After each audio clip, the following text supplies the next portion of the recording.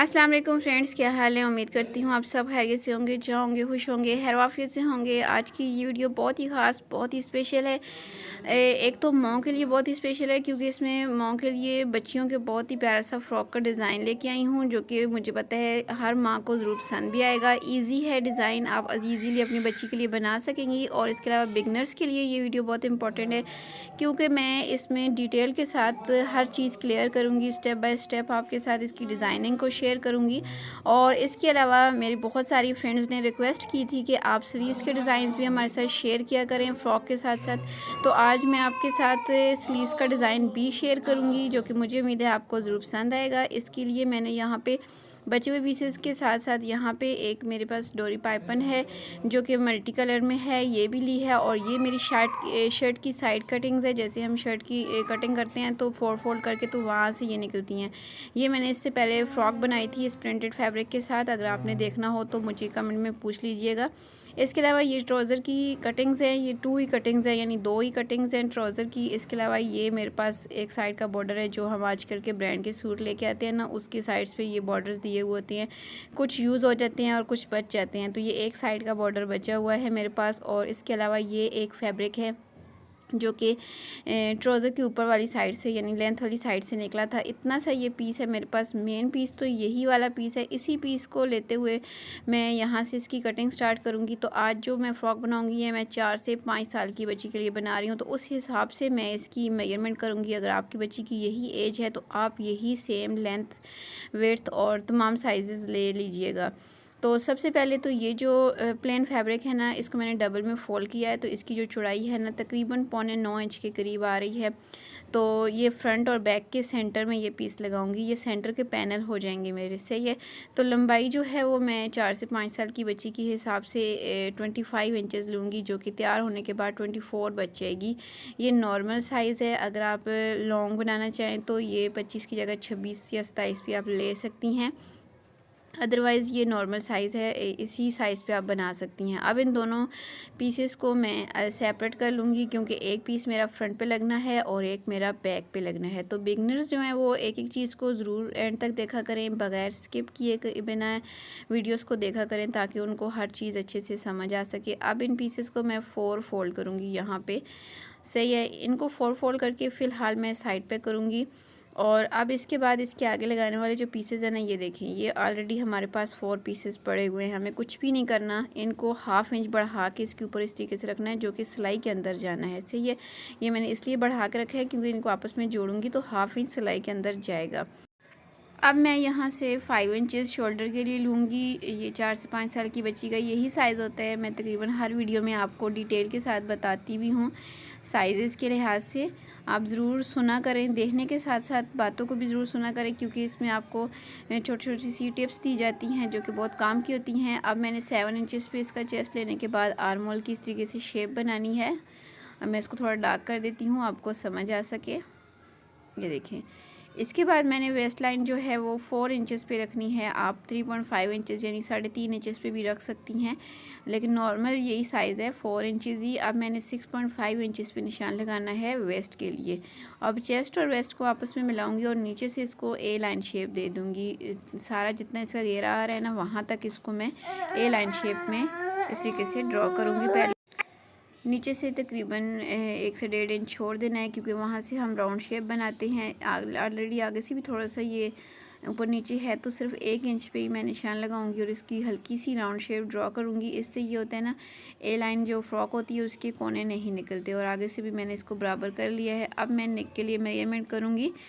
तो नेक जो है वो मैं 1.25 इंच पे रखूँगी। आप पूरे 2 इंच भी रख सकती हैं। अगर आपकी बच्ची हेल्दी है तो आप पूरे 2 इंच पे भी रख सकती हैं, क्योंकि 4 से 5 साल की काफ़ी बड़ी बच्ची होती है। तो मैंने 1.25 इंच चौड़ाई और 1.25 इंच की लंबाई रख के यहाँ से बैक साइड का नेक ड्रॉ कर लिया। अब शोल्डर के ऊपर से ½ इंच तक इस तरीके से मैंने तिरछा किया है। अब मार्किंग के मुताबिक पहले मैं इसकी कटिंग करूँगी। तो आपने वीडियो को बिल्कुल भी स्किप नहीं करना, क्योंकि इसमें आपको बहुत ही प्यारा सा फ्रॉक का डिज़ाइन देखने को मिलेगा। और साथ साथ एक बॉर्डर का नया इस्तेमाल आपको बताऊंगी, किस तरीके से हम बॉर्डर को एक नए अंदाज से यूज़ कर सकते हैं। इसके अलावा इसकी प्यारी सी स्लीव्स डिज़ाइनिंग भी आपके साथ शेयर करूंगी। और इसके अलावा अगर आप मेरे चैनल पर नए आए हैं तो आपने चैनल को ज़रूर विज़िट करते हुए जाना है, और सब्सक्राइब नहीं किया हुआ तो चैनल को ज़रूर सब्सक्राइब कर लें, ताकि जब भी इस तरह से डिज़ाइनिंग से रिलेटेड, बेबीज़ की ड्रेसेस से रिलेटेड नई वीडियो अपलोड हो तो उसका नोटिफिकेशन आपको सबसे पहले मिल सके। अब यहाँ से कटिंग मैंने कंप्लीट कर ली है, और अब मैंने कटिंग के बाद इसकी डिज़ाइनिंग करनी है, साथ साथ इसकी आगे की कटिंग करूँगी और साथ ही साथ इसकी मैं डिज़ाइनिंग भी शेयर करती जाऊँगी। तो सबसे पहले तो मैं शर्ट की डिज़ाइनिंग कर लेती हूँ, बाद में स्लीव्स की कटिंग भी करूँगी और उसकी डिज़ाइनिंग भी शेयर करूँगी। अब मैंने फ्रंट साइड का पैनल ले लिया है, सेंटर वाला। सबसे पहले तो नेक को डीप कर लूँगी 1 इंच तक, और मैं इसको बढ़ा लूँगी। तो ये टोटल जो है वो 3.25 इंच ये फ्रंट साइड का नेक आ जाएगा।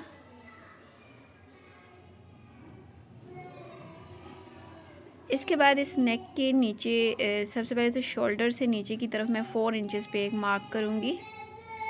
ऊपर से नीचे की तरफ 4 इंचेस पे मैंने मार्क किया है, और अब नेक के बराबर रखते हुए इसकी राउंड शेप यहाँ से बनाऊँगी। जैसे हमारे यहाँ से नेक की राउंड शेप बनी हुई है ना, हल्की हल्की सी, सेम उसी तरीके से 4 इंचेस के मार्जिन पे ये देखें, इस तरीके से मैं हल्की सी राउंड शेप ड्रॉ करूँगी। बिल्कुल माइनर सी राउंड शेप बनेगी, बहुत ज़्यादा राउंड नहीं है, बस माइनर सी ये राउंड शेप यहाँ से बनेगी। देखिए इस तरीके से मैंने माइनर सी राउंड शेप बनाई। अब इसी राउंड शेप के आगे मैंने एक और राउंड शेप बनानी है। इसी के आगे मैंने 2 इंचेस का मार्जिन रख के, ये देखिए 2 इंचेस से आगे, यानी अगला जो राउंड शेप है हमारा, उसके और पहले वाले के सेंटर में 2 इंचेस का डिस्टेंस होगा। 2 इंच के फासले पे मैं एक और ऐसा ही सर्कल बना लूँगी। हल्का सा सर्कल है, बहुत ज़्यादा सर्कल नहीं है। ये देखिए इस तरीके से। अब इसको मैं डार्क करके आपको बताती हूँ, और इनको थोड़ा डार्क भी करना है क्योंकि इस लाइन को मैंने दूसरी तरफ भी शो करना है। अब ये देखें, एक और सर्कल बनाऊँगी 2 इंचेस के हिसाब से।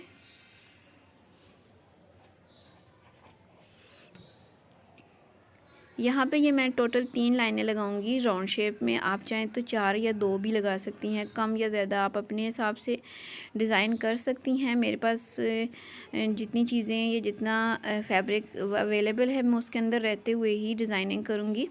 अब इस तरीके से खोल के दूसरी साइड को इसके ऊपर फोल्ड करूँगी, तो ये सेम जो हमारी है ना लाइनिंग, वो सारी दूसरी तरफ चली जाएगी। हल्का हल्का सा हाथ की मदद से जब मैं इसको दबाऊंगी तो ये देखिए दूसरी साइड पे भी इसकी लाइंस चली गई हैं। अब इन लाइंस को मैं चॉक की मदद से डार्क कर लेती हूँ।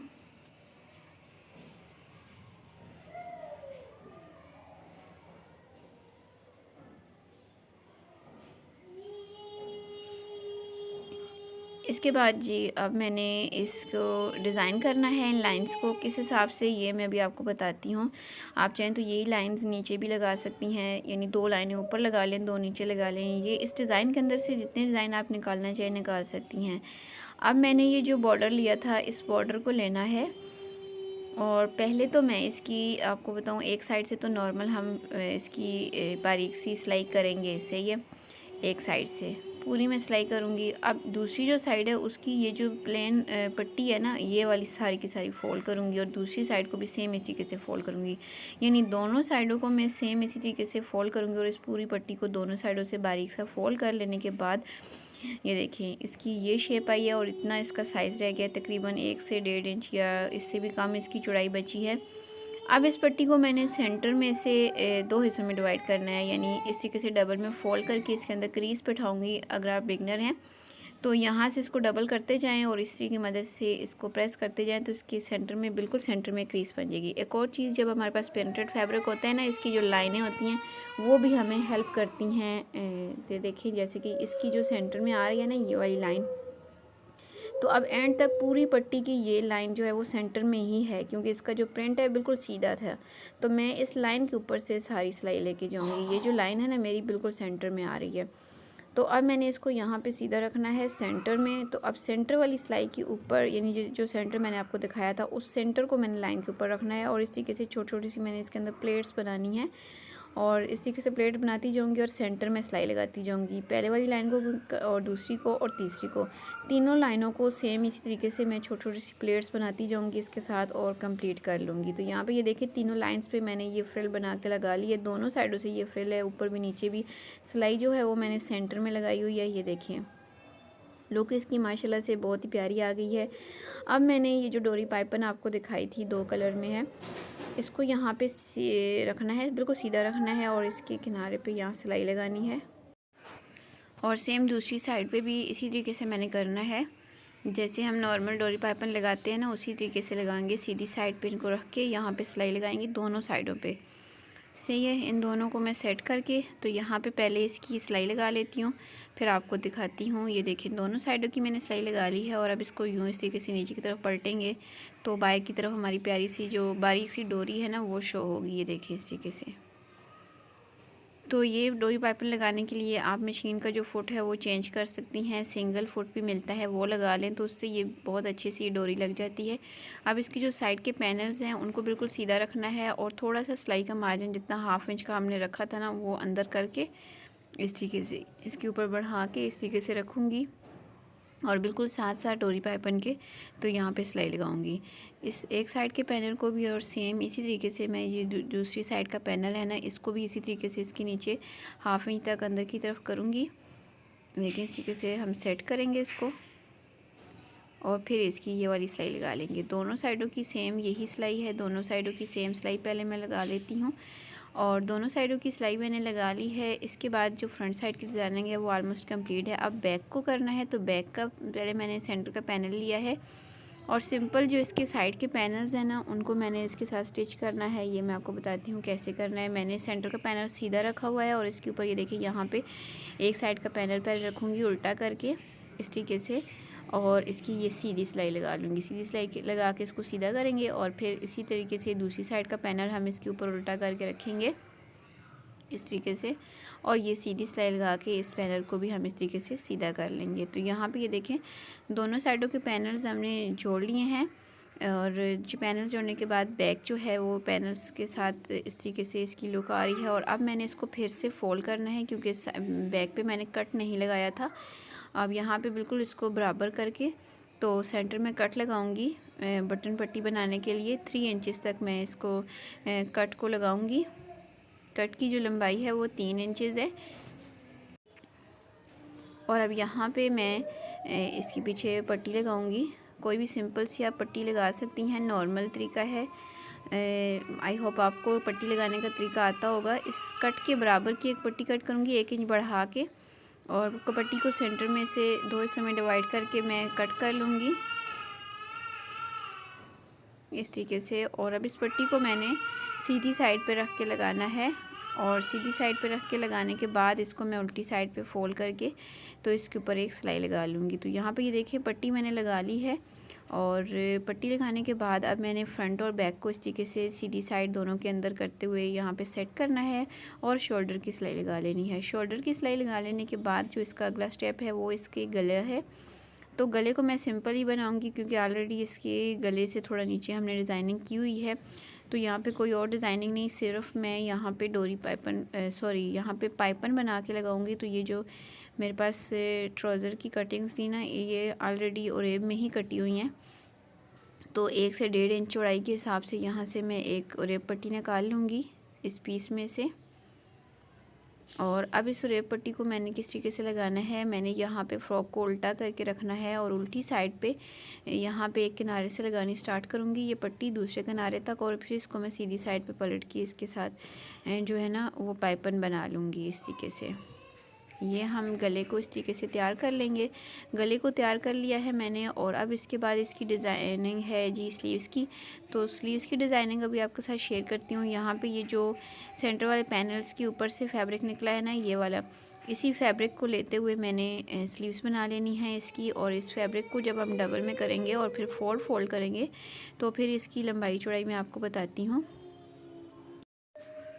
तो फोल्ड करने के बाद इसकी जो चौड़ाई है यहाँ पे 5.5 इंच आ रही है और जो इसकी लंबाई है वो तकरीबन यहाँ पे 9 इंचेस आ रही है। तो यही स्लीव्स की लंबाई और चौड़ाई रखते हुए हम यहाँ पे इसकी नॉर्मल जैसे कटिंग करते हैं वैसे हम स्लीव्स की कटिंग करेंगे। तो 2 इंच तक इसके आगे डिज़ाइनिंग भी होनी है तो इसकी जो लंबाई है वो 11 इंचेस तक बढ़ जाएगी। अब दोनों स्लीव्स को अलग अलग कर लेती हूँ यहाँ से। तो इसके बाद यहाँ पे ये जो मेरी ट्राउज़र की सेंटर की कटिंग्स है ना, इनको लेके हम डिज़ाइनिंग करेंगे इसे। ये पहले मैं इनको सीधा सीधा लंबाई के रुख पे बिल्कुल बराबर सीधा कर लेती हूँ। और यहाँ से अब मैंने जो चौड़ाई लेनी है पट्टी की वो 3 इंचेस लेनी है। जहाँ तक ये पट्टियाँ जो है ना 3 इंचेस पे जा रही हैं, वहाँ से निशान लगाने स्टार्ट करने हैं और 3 इंचेस की चौड़ाई के हिसाब से मैं इस पूरी लाइन पे निशान लगाऊंगी। ये देखिए, दोनों को बिल्कुल बराबर करना है, पट्टियाँ कम या ज़्यादा चौड़ाई में बिल्कुल भी ना हो। अब यहाँ पे बिल्कुल सीधी स्ट्रेट लाइन एक खींचूँगी यहाँ से। ये जो डिज़ाइनिंग आपके साथ शेयर करूँगी ये बड़ी बच्चियाँ भी अपने लिए बना सकती हैं, टीनेजर्स गर्ल्स भी अगर ये स्लीव्स डिज़ाइन अपने लिए बनाना चाहें तो ये बहुत अच्छा लगता है। स्लीव्स के अलावा ये डिज़ाइन आप ट्राउज़र के बॉटम पे भी बना सकती हैं। बच्चियों के अलावा बड़ी बच्चियाँ जो बड़ी लड़कियाँ हैं वो भी इस डिज़ाइन को ज़रूर फॉलो कर सकती हैं। अब इसी चौड़ाई के हिसाब से यहाँ से मज़ीद पट्टियाँ निकाल लूँगी ताकि ये जो पट्टियाँ हैं इनकी लंबाई और भी ज़्यादा बढ़ सके। तो इन पट्टियों की जो लंबाई है हम अपनी जितनी हमारी आगे से चौड़ाई होगी, यानी स्लीव्स की आगे वाले जो हिस्सा है ना इसके डबल हमने लेना है। तो ये मेरे पास 4 पट्टियाँ हैं, इनको सेंटर में से आपस में स्टिच कर लूँगी। ये देखें, चारों को आपस में दो दो करके मैंने स्टिच कर लिया है। लंबाई दोनों की सेम है, चौड़ाई भी दोनों की सेम है। तो अब मैंने करना क्या है, यहाँ से हाफ़ इंच छोड़ के फिर इसके अंदर मैंने प्लेट्स बनानी है। बराबर सभी प्लेट्स बना लूँगी हाफ़ इंच की चौड़ाई के हिसाब से और इन प्लेट्स की एक साइड पे सिलाई लगाऊंगी, प्लेट्स बना दूँगी। और सेम इसी तरीके से दोनों पट्टियों को मैंने तैयार कर लिया है। एक साइड पे मैंने प्लेट्स बना के सिलाई लगा ली है। और अब इसकी जो चौड़ाई है ना आगे वाली, ये देखें तकरीबन यहाँ पे 9.5 इंच के करीब आ रही है। अगर हम इसको डबल में करें तो ये देखें 4 से 4.5 इंच से 1 इंच पॉइंट ज़्यादा आ रही है। और ये ही आगे से हमारी स्लीव्स की चौड़ाई आनी है। अब मैंने इनको आगे से तैयार करना है। तो ये जो पाइपन का पीस बचा है ना इसको हम लगाएंगे सेम उस तरीके से जैसे मैंने पैनल्स के सेंटर में लगाया था, उसी तरीके से यहाँ पे पहले मैं इसको सीधी साइड पे रख के सीधा ही और यहाँ पे स्टिच करूँगी।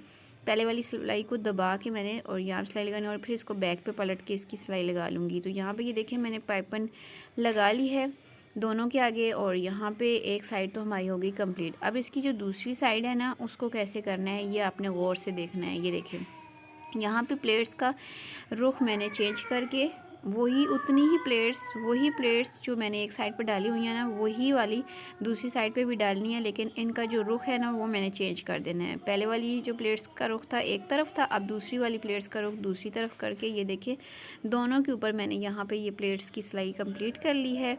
तो ये देखिए इनकी लुक आपके सामने है माशाल्लाह से। अब मैंने करना क्या है कि ये जो डिज़ाइनिंग पीस है ना इनको उठा के मैंने अपनी स्लीव्स के ऊपर लगाना है। यहाँ पे स्लीव्स को सीधा रखा हुआ है और डिज़ाइनिंग पीस को इनके ऊपर उल्टा करके यहाँ पहले वाली सिलाई के ऊपर ही सिलाई लगाऊंगी और यहाँ पे ये देखिए दूसरे वाली स्लीव्स को भी इसी तरीके से रख के तो यहाँ पे एक ही सिलाई के साथ इसको मैं कंप्लीट कर लूँगी। यहाँ पे ये देखिए स्लीव्स की डिज़ाइनिंग भी हमारी कंप्लीट हो गई है।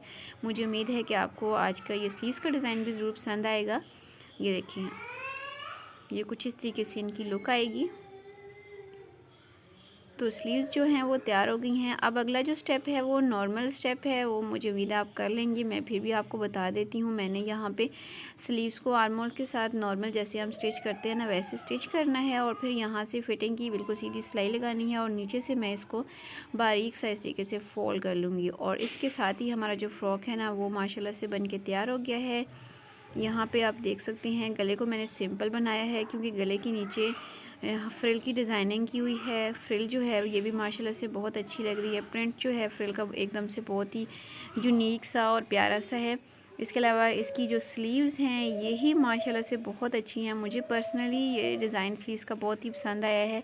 आपको कैसा लगे है ये आपने मुझे कमेंट करके लाजमी बताना है। आपकी ही रिक्वेस्ट पे मैं स्लीव्स डिज़ाइन लेके आई हूँ, आपने ज़रूर इसको लाइक करना है और पसंद आने की सूरत में लाइक तो ज़रूर करना है, दोस्तों के साथ शेयर भी ज़रूर करना है।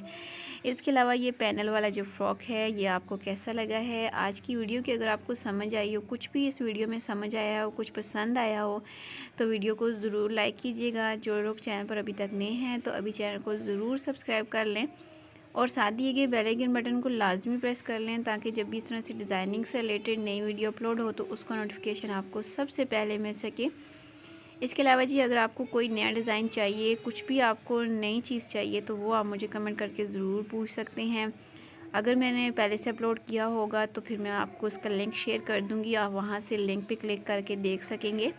अगर नहीं अपलोड किया हुआ तो फिर आने वाली वीडियोस में आपकी रिक्वेस्ट के मुताबिक ही डिज़ाइन लेके आऊँगी। आप सब के सभी कमेंट्स मैं ज़रूर रीड करती हूँ और जिन कमेंट्स के मैं रिप्लाई कर देती हूँ वो तो सही है, जिनके कमेंट्स के मैंने रिप्लाई नहीं किए हुए वो पेंडिंग में हैं, उनकी रिक्वेस्ट के मुताबिक मैं उनके डिज़ाइंस लेके आऊँगी, फिर उनको भी रिप्लाई कर दूँगी।